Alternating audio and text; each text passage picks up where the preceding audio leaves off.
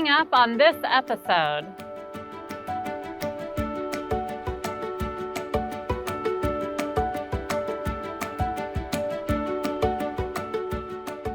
The house was abandoned. It probably sat vacant for almost 20 years before we purchased it. There was nothing. There wasn't plumbing, there wasn't electrical, there wasn't water. So if you are currently in your basement, in your garage, working on an idea, engage with us. Come on out, join it, because this community is here for you and we believe in you. And I decided to give all that up for the dogs. Anything with the nose of a dog is where my passion is, and to be honest, it's the best decision I've ever made. These kids just need an outlet, and with what we provide here, we're kind of giving them that space to come in and be themselves, be creative, be with their friends, and have fun without worrying about all the negative that goes on the streets.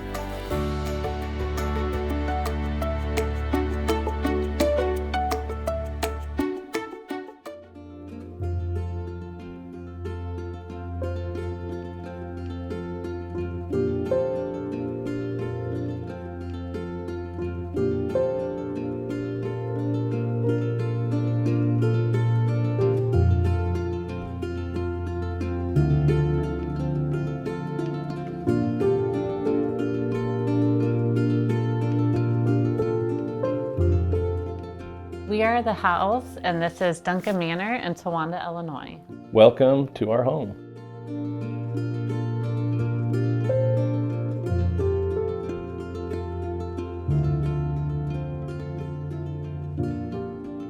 So we were renting a house in Denver, and it was fairly pricey out there, and we had a pretty small house, and so we wanted something that we could work on together that had space. We're both designers. I started looking on a website called Circle Old Houses, and we came across this house. We just fell in love with it. I don't know, it gave me chills when I saw it.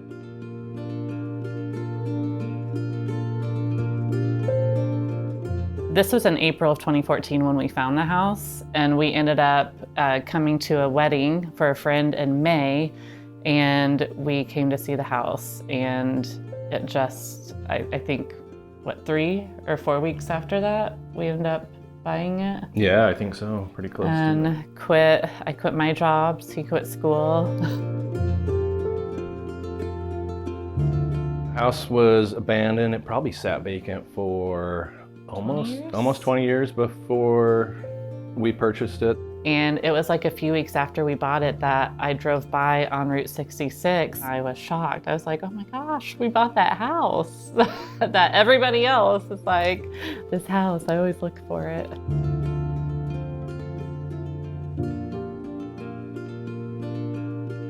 When we first arrived, we stopped by Walmart and bought an air mattress and a bottle of champagne. Yeah. I think we drank the champagne for breakfast. Yeah. Because we didn't have any food. We just pulled up. Well, we pulled up at 3 a.m, so it was pitch black. It was interesting. We walked around with the flashlight when we first pulled up, and then the next morning, waking up on the porch with the sun and just walking in and thinking, all right, this is it. What are we, what's the game plan? There was nothing. There wasn't plumbing, there wasn't electrical, there wasn't water. So it was a big feat. We had thought we would live with my dad while we were getting this livable, but when we got here, we're like, no, we're just gonna stay. So we just kind of camped for a number of months. And this was in such bad condition in here. I mean, the plaster was crumbling. We had to pull plaster off. We were repairing, sanding. Windows were sealed up. So it was July, so it was also very hot in here. Yeah, we didn't have any. And there wasn't electricity. So we just kind of made the back 2 porches. Like upstairs was our bedroom and downstairs we eventually had a kitchen. fridge on the back porch. We had a porta potty and we had like a solar bag shower in the tree. But we've met a lot of amazing people. Luckily, people weren't coming up that often. Well, they were coming up, but we had a lot of people reach out and offer us meals, or would bring your stuff, come over and have a shower. Yeah, I mean, I would basically wake up at whatever time, 6 o'clock, whenever the sun came up, and I would just constantly work on this place. That was my full-time gig, was getting this place habitable.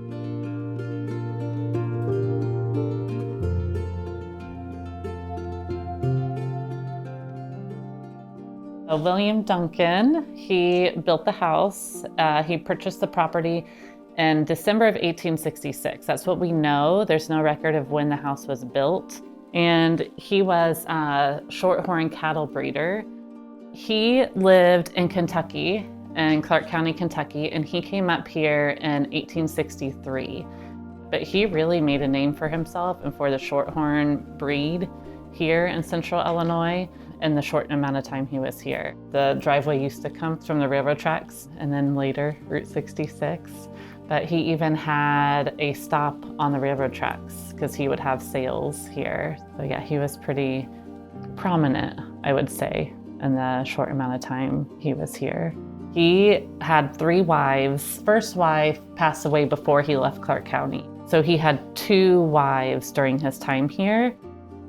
His second wife, he had 4 children together, I believe. She passed away while they lived in Towanda, and then he remarried another woman from Kentucky and brought her up here, and they had 5 kids. His 5th child was born just a couple months before he passed away in 1876. So she and the younger kids ended up going back to Kentucky, and his oldest daughter inherited the house. And this house is interesting because it was a rental property for all of the 1900s. It was just very transient residence. We want to have events and classes out in the shed, not just weddings, but classes for the community. But I just think there's a lot of opportunity out here. And we've seen over the years, I mean, the very first open house we had, there was over 3,000 people that showed up in one weekend. And that's when we realized, okay, so this house really means something to a lot of people. When we bought this, we wasn't a knew it home was yet. historic, but and we wanted to obviously save and preserve a piece of history, but we had no idea it was this big of a draw. I think in the beginning, people were a little iffy just because of how the house had been treated in the past. Wondering if we were here to actually help or not. But we've just truly been embraced by the community. I don't know if we would be here now if we hadn't had chosen such a supportive community. It's been amazing.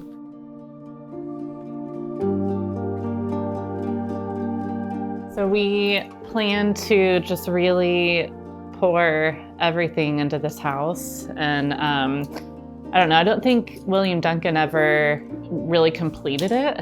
And it never became what he envisioned. And so I think we can do that and create a space that the community can enjoy and that can just keep growing. Just a place for people to kind of come and stay and just forget about, your stresses and life for a little while.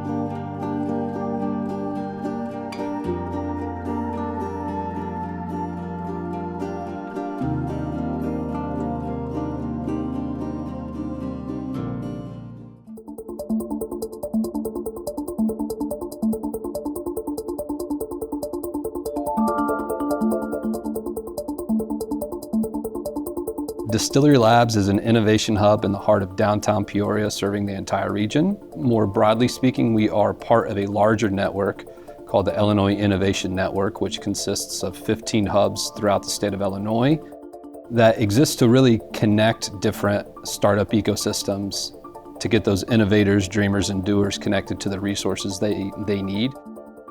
In this building, we have our co-working space, which is open desk co-working. You can come in and find a spot to work on your project. So whether you're a startup founder or an entrepreneur by yourself, or if you have a team, you have a spot to come. You need private offices for a day or for a few hours, you can come and reserve our conference rooms. We also have a maker space in here where you can come and learn how to use a 3D printer, a CNC machine, screen printers, sewing machines, so different types of equipment or tools that might be a little bit expensive for an individual to buy when they're not sure if it's what they need. They can come in and utilize that here. We have a very nice commercial kitchen, a shared kitchen where culinary entrepreneurs can come in and tinker. We have a podcast studio, we have a photography studio in here. So we try to provide all the resources that we can to the founders and those that are part of startups in the region. QMOD is an advanced biotech R&D outfit. We synthesize biological motion to deliver advanced prosthetics. The devices we're working on now, the novel tech really is the control mechanism. So we've developed a AI co-pilot with our control mechanism. It's totally reactive. It's adapting to the way the user is moving rather than the user having to manipulate a tool. You're regaining a part of yourself rather than relearning a new way to walk.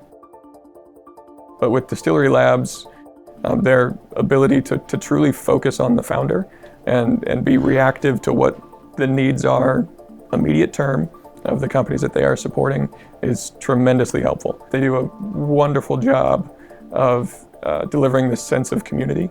We're able to then feel like the entire community is at our back. This could be a place that could attract people to move here. We kind of built it with the idea that we were creating a space for the organizations that are involved to help greater Peorians fulfill their entrepreneurial dreams. We have historically been a community that's been reliant on very large employers, Caterpillar, now OSF Healthcare. But when communities become overly tied to one or two large employers, then you're kind of at the mercy of what's happening to that employer, if they're shrinking or if they're growing. We here at Distillery Labs, we genuinely believe and have 100% faith that we will be a top 25 globally ranked startup ecosystem. We have all the roots, it's all there. But now we get to grow and then the rest of the world can see what we really have here. And so as a founder, if you're there in your basement, come on out, join it, because this community is here for you and we believe in you. I want the public to know that if they've got an idea around a business, that this is a place that they can start. If you want to start a catering company, or you need a ghost kitchen, or you just want to do some prep work, that place is here for you. If you want to be a podcaster, we've got that for you. If you want to be a maker, if you've got a product that you want to try to develop that you need 3D printing or some other sort of machinery, that's here for you. That's really what I'd like, people to understand, that this is a place for them, that we built this for our entrepreneurial community. The number one advice we give to any startup or aspiring entrepreneurs, show up. And so look at our events, look at something that you think would be a good fit for you. We cannot help you navigate the ecosystem unless we know you exist. So if you are currently in your basement, in your garage, working on an idea, engage with us. We're here to hold your hand through the process. Go to Distillery Labs. This is one place where you can have the proverbial one-stop shop. And we're so excited to be a part of Distillery Labs at this stage, QMOD being the first startup, one of the later stage ones here, to be participating in this space is selfishly so rewarding. Get to Distillery Labs and check it out. It's a pretty special place to be working at.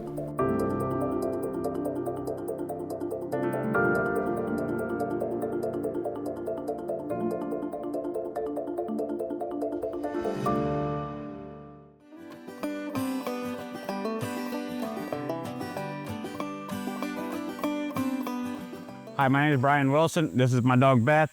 We're going out training on the morel mushrooms, so this spring she will be a morel master. Hey, mushrooms, go find them.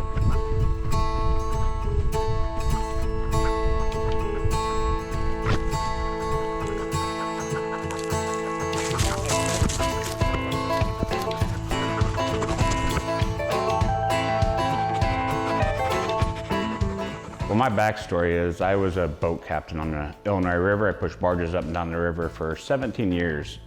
And I decided to give all that up for the dogs. And to be honest, it's the best decision I've ever made.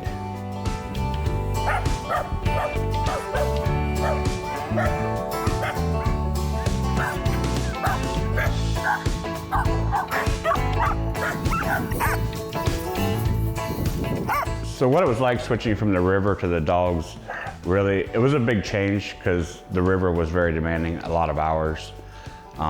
And this is too, but it's different. It's on my time. It's what I want to do. Owning my own business has always been my dream, so this has been great. Once I got into dog training, I found out how much I loved it. Anything with the nose of a dog is where my passion is. Then I went to a school in Missouri, and from there, my knowledge with dogs and dog training really excelled. So when we moved in here in 2016, this was an old barn. It needed a lot of work, and we decided to put that work in. We gave it a facelift, and from there, we have grown. Where we're sitting right now is our newest addition. We plan on continuing to grow and eventually putting up a whole new facility. Right now, we can house up to 50 dogs for boarding. That's including daycare, boarding, and training dogs. How I got in morels is I've always been passionate about the dog's nose. It's, you know, the fact that they can smell 10,000 times better than us.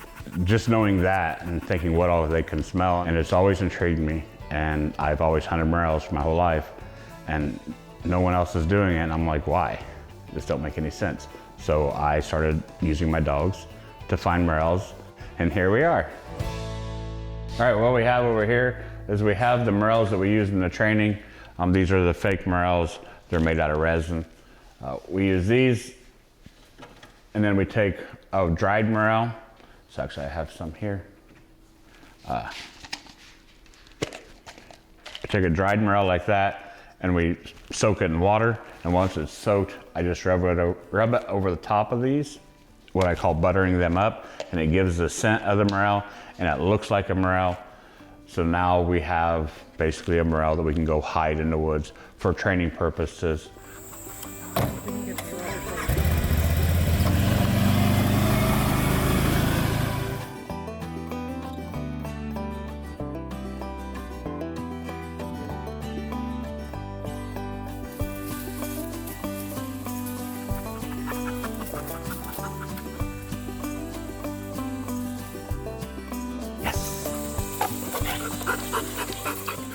Once you learn how to communicate with them, they understand what you're saying, and it goes really well. I think where people really mess up is they expect the dog to be good when they're not doing a good job training the dog. So this is the box that we use for the training. We have a tin in there that we just put a morel inside for the scent. Then I put it in that box, and the dog sticks his head in, he gets paid. The reason the morels are so treasured around here is because of the taste. They are like gold. Morels are very, very valuable. Actually, when I was in Kentucky, they were selling for $100 a pound, but I understand why. They're delicious. We definitely had our fair share. For me, taking dogs to the woods to hunt morels is one of the most exciting things you can do in the spring. I love to watch dogs work, so for me, it adds fun to it. Watching a dog's nose work, watching them be running through the timber and hit that scent cone of that morel and just stop and spin and run to it. That's what it's all about. What we offer for the morels right now is we offer an online course that we sell, and then I offer like a board and train type program. So your dog comes here and stays for 2 months, and we train it to find morels and then send it home. We take our dogs mainly on state ground, and the reason that is because state ground is open to the public. Anybody can go there, and usually it's been picked over. You know, there's always people getting out there before you, and we just prove that our morel dogs are worth it by taking them to that property and finding morels behind other people.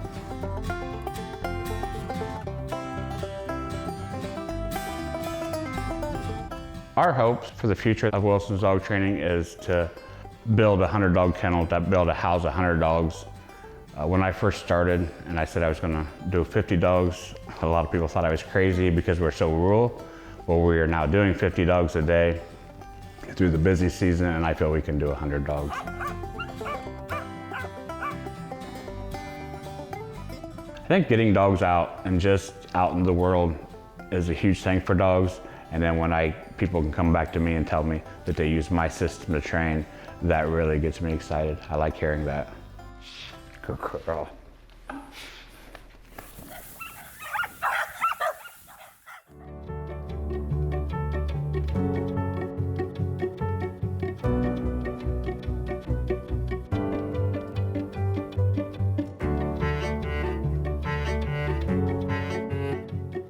We wanted to have something fun and engaging for the kids so that they would just be entertained enough to stay here. Because at the end of the day, what really is important is that for 3 hours a day after school, the most crucial and the most vulnerable hours of most kids' lives, we have them in a safe, fun, structured environment.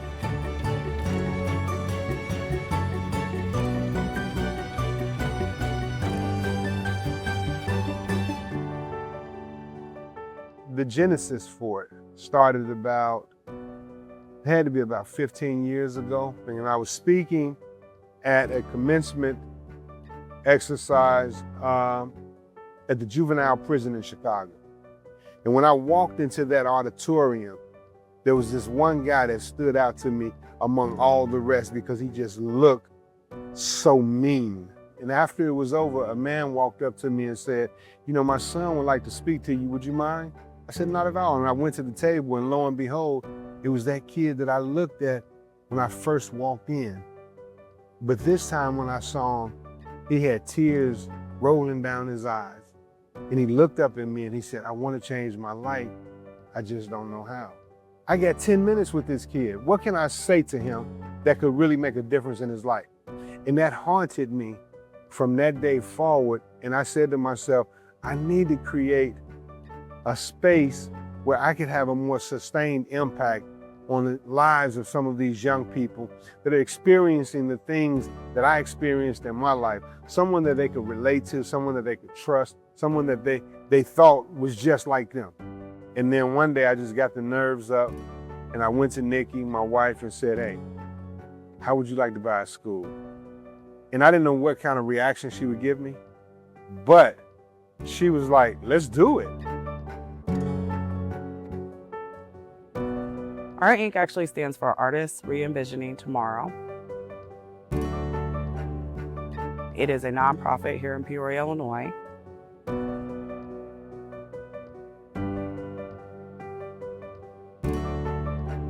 I like to say that we offer a potpourri of arts. We work with the kids in painting, in drawing, in dance, in theater, in music. It's fun because you can do a bunch of activities and stuff.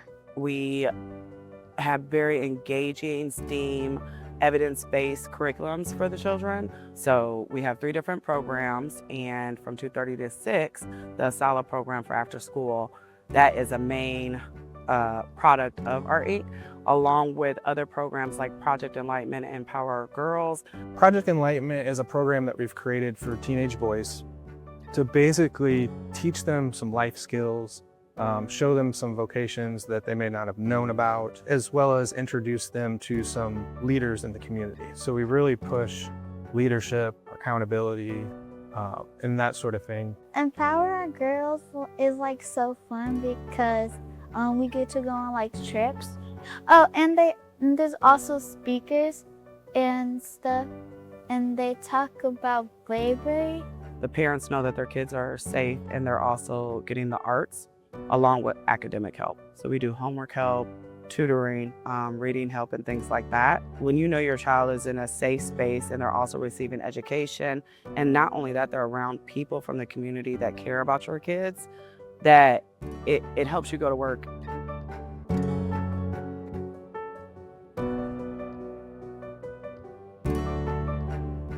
What we have in terms of the programming is available to anybody in the community. It's not burdened with cost. I would also like for the community to be more involved with making this a reality. You know, we look for volunteers on a regular basis. We're always trying to incorporate what we do with the kids, with the community in some regard. So just looking for opportunities to partner with organizations and individuals to make this a real community experience. Art Inc. is such a unique space in Peoria that really just values community and values taking people in and making them better than they came in. Really thankful and honored that we have so many people behind the scenes making this a reality.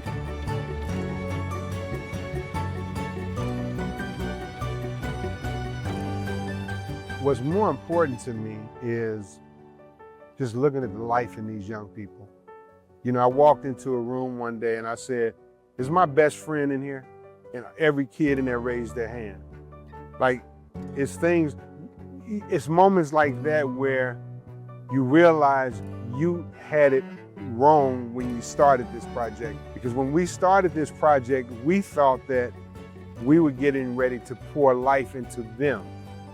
But when things like that happen, we realize they're pouring life into us. I hope that not only with what we're doing today, but what happens in the next 25, 30 years, they're still empowering, inspiring the community by having this building. The sky's the limit and they can do everything that they can put their mind to. I think it really does a huge change on the community, being able to just produce kids that have a light in them, that, you know that they can conquer the world with everything that they do. Community should understand that Art Inc. is just a place where everything blossoms, honestly.